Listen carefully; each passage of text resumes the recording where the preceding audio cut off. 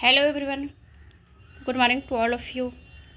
आइए आज हम लोग अमेरिकी विदेश नीति को पढ़ेंगे। जैसे कि भारत की विदेश नीति है और सारे देशों का अपना अपना विदेश नीति होता है, तो आज हम अमेरिका की विदेश नीति को जानेंगे और इसमें क्वेश्चंस किस प्रकार से एग्ज़ाम में आता है, तो इसे भी हम जानते हैं कि अमेरिका की विदेश नीति के आधारभूत तत्वों और प्रमुख विशेषताओं पर प्रकाश डालिए। द्वितीय विश्व युद्ध के पश्चात अमेरिका की विदेश नीति में क्या परिवर्तन आए हैं, 3-4 बातें इसमें है। जैसे कि अमेरिका की विदेश नीति के आधारभूत तत्व है और इसकी प्रमुख विशेषता है, 2 बातें हो गई। तीसरी बातें हैं कि द्वितीय विश्व युद्ध के बाद अमेरिका की विदेश नीति में परिवर्तन क्या हुआ है, क्या परिवर्तन आए हैं, तो इस परिवर्तन को भी जानेंगे।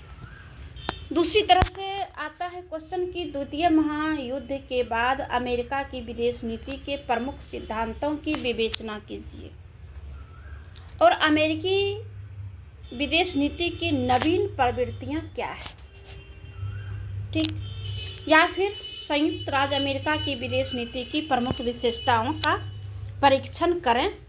तो इनमें से किसी भी प्रकार का क्वेश्चन आएगा, लेकिन हमें इन सारी बातों को जानना है। तो आइए हम सबसे पहले जानते हैं कि अमेरिका की विदेश नीति क्या है। संयुक्त राज्य अमेरिका विश्व का राजनीतिक तथा आर्थिक दृष्टि से संपन्न तथा महान शक्तिशाली देश है, जैसा कि हम सब जानते हैं। संयुक्त राज्य अमेरिका सबसे महान शक्तिशाली देश है। विश्व राजनीति को अमेरिका ने द्वितीय विश्व युद्ध के बाद ही पूर्व प्रभावित करना आरंभ कर दिया था। द्वितीय महायुद्ध के पहले से ही प्रारंभ कर दिया था प्रभावित करना, यानी प्रथम विश्व युद्ध से ही। तो इस युद्ध के बाद उसके प्रभाव क्षेत्रों और भी अधिक बढ़ गई है, ठीक है। द्वितीय विश्व युद्ध के बाद अमेरिका की विदेश नीति में अनेक परिवर्तन भी आए। प्रथम विश्व युद्ध के बाद अमेरिका अलगाव और पृथकतावाद की नीति का पालन करता था, लेकिन द्वितीय विश्व युद्ध के बाद उसने इस नीति का परित्याग कर विश्व राजनीति में सक्रियता से भाग लेना प्रारंभ कर दिया। द्वितीय विश्व युद्ध ने जर्मनी, इटली को तो नष्ट कर ही दिया था, फ्रांस और ब्रिटेन भी आर्थिक दृष्टि से दुर्बल हो गए थे। प्रथम विश्व युद्ध और द्वितीय विश्व युद्ध तो इन्हीं सब देशों से जो है लड़ा गया था, युद्ध हुआ था। अमेरिका के साथ में फ्रांस, ब्रिटेन सब एक साथ था, लेकिन ये लोग भी आर्थिक दृष्टि से दुर्बल हो गए थे।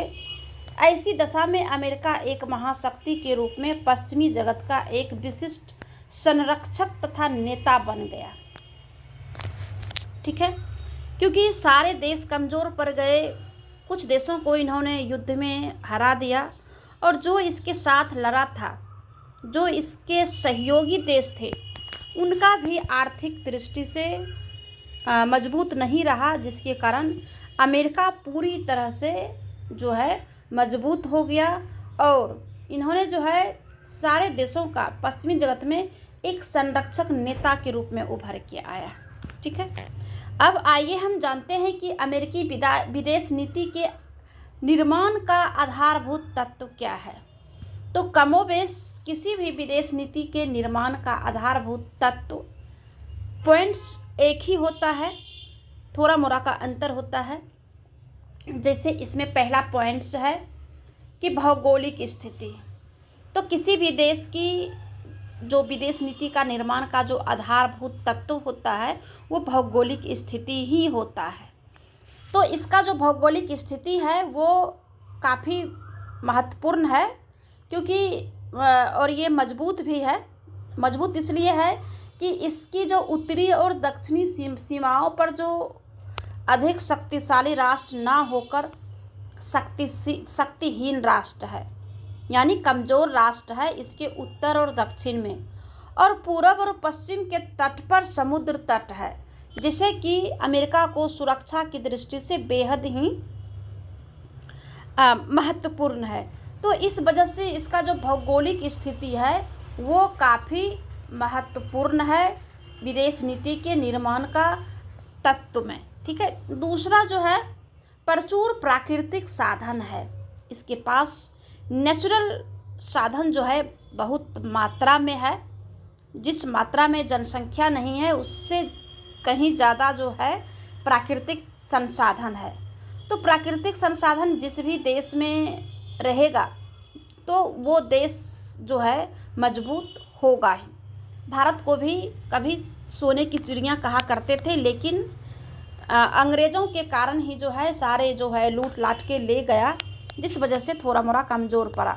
और अभी भी हमारे देश में प्राकृतिक संसाधन की कमी नहीं है, रॉ मटेरियल्स की कमी नहीं है। बट है क्या कि जो मेरे पास रॉ मटेरियल्स है वो विदेश जाता है, क्योंकि हमारे पास वैसा संसाधन नहीं है कि कच्चे माल को हम सामान वस्तु या जिस भी चीज़ में हम उपयोग करें हम डायरेक्ट रूप से हम नहीं कर सकते हैं। तो हमें इस रॉ मटेरियल्स को दूसरे देश में भेजना पड़ता है, जिस वजह से जो है हम कमज़ोर साबित हो जाते हैं।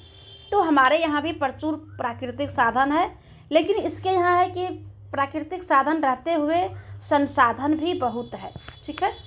तीसरा जो है, सुरक्षा शक्ति। अमेरिका के निवासी यथार्थवादी दृष्टिकोण है। वे उच्च आदर्शों तथा आशाओं के स्थान पर शक्ति नीति में अधिक आस्था रखते हैं। ठीक है।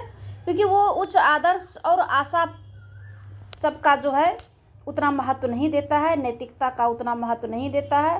वो रियल जो है यथार्थवादी दृष्टिकोण में विश्वास करता है और शक्ति नीति में जो है ज़्यादा विश्वास करता है। तो अमेरिका सैनिक व सुरक्षात्मक दृष्टि से दृढ़ है, अतः वह विदेशी नीति में सैनिक कार्यक्रमों अथवा सैनिक शक्ति को विशेष महत्व भी देता है। तो ये तीसरा पॉइंट्स है भौगोलिक ये निर्माण का जो आधार है। ठीक है, विदेश नीति का। चौथा पॉइंट है दलगत सहयोग है। ठीक है। दलगत सहयोग अमेरिका की विदेश नीति को विशेष रूप से प्रभावित करता है। यदि कांग्रेस में जिस दल का बहुमत है और उसी दल का राष्ट्रपति है तो विदेश नीति का निर्धारण सरलता और प्रभावशाली ढंग से होता है। इस स्थिति की विपरीत दिशा में विदेश नीति निर्धारण में कठिनाई उत्पन्न होती है। यानी कि अगर ऐसी बातें नहीं रहता है कि जैसे कि अमेरिका की विदेश नीति में है कि कांग्रेस में जिस दल का है, जिस दल का बहुमत है उसी दल का राष्ट्रपति होता है, तो किसी भी देश में ऐसा माना जाता है कि केंद्र अगर मजबूत है तो राज्य अपने आप मजबूत हो जाएगा। ठीक है। इसी प्रकार से जो है इसका विदेश नीति मजबूती का कारण है। पांचवा जो है मानवीय स्रोत है। अमेरिका के निवासी कुशाग्र बुद्धि तथा परिश्रमी स्वभाव के है। यहाँ के औसत श्रमिकों का प्रति व्यक्ति उत्पादन अधिकतर गैर पश्चिमी देशों के उत्पादन की तुलना में बहुत अधिक तथा उच्च स्तर का है। यानी जैसे किसी भी देश अन्य देश के जो लोग हैं उसका जो आमदनी है यानी इनकम है, ठीक है, किसी भी देश के व्यक्ति के इनकम से अमेरिका के व्यक्ति का पर्सनली प्रति व्यक्ति आय बहुत ज़्यादा है। इस वजह से भी अमेरिका की विदेश नीति जो है मजबूत है और इसका ये निर्माण का आधारभूत तत्व है। यहाँ की विशिष्ट गुणों से युक्त जनता विदेश नीति के निर्धारण में अपनी विशिष्ट भूमिका भी निभाती है। ठीक है। अगला जो पॉइंट है दबाव गुट तथा गृह नीति। प्रेशर ग्रुप है, हमारे यहाँ भी प्रेशर ग्रुप है, लेकिन वहाँ पे बहुत मजबूत है प्रेशर ग्रुप। अमेरिका में धार्मिक, सामाजिक तथा व्यापारिक अनेक दबाव गुट सक्रिय रहते हैं। ये गुट जो है गृह नीति को जो है प्रभावित करने के अतिरिक्त अमेरिका के विदेश नीति को भी प्रभावित करते हैं। अमेरिका की फिलिस्तीन संबंधी नीति का एक उदाहरण है। अमेरिका के फिलिस्तीन अल्पसंख्यकों के दबाव में आकर ही इस नीति का संचालन होता है। इसी प्रकार व्यापारिक संगठन भी अमेरिका की विदेश नीति को प्रभावित करता है, क्योंकि अमेरिका पूंजीवादी देश है ही।